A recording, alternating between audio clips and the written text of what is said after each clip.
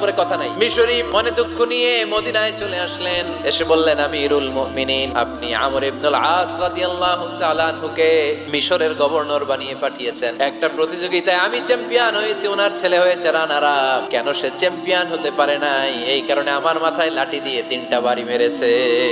ওমর ফারুক বললেন, তাই আগামী বছরের অমুক তারিখ আমি সব গভর্নরদেরকে ডেকে হিসাব নিতে, ওই দিন তুই থাকবি। ওই দিন 7 রাজ্য থেকে 7 গভর্নর হাজির, গভর্নরদের ছেলেরাও হাজির। মিজে একটা লাঠি এনে মিশরীর হাতে দিয়ে বলল, এবার তোর মাথায় যতটা মারছে তুই ততটা গুনে গুনে মার, আমি দেখবো। সে বলতেছে, থাক, আপনি বলছেন এতেই যথেষ্ট, মারা লাগবে না, আমি মাফ করে দিলাম। ওমর ফারুক বলল, খবরদার, মার মার ওর মাথার মধ্যে। মিশরী ওমর ফারুকের ধমক শুনে ভয়ে ভয়ে 3টা বাড়ি মারলো। এই বাড়ি মারা দেখেও ওমর ফারুকের হৃদয় ঠান্ডা হয় নাই। লজ্জায় আমর ইবনুল আস, বয়স হয়ে গিয়েছে, সাহাবা, মাথা তখন টাক, মাথায় চুল নাই, লজ্জায় মাথাটা হেট হয়ে মাথাটা নিচু করে রেখেছে। এবার রাগের চোটে ওমর ফারুক বললেন, এবার আমর ইবনুল আসের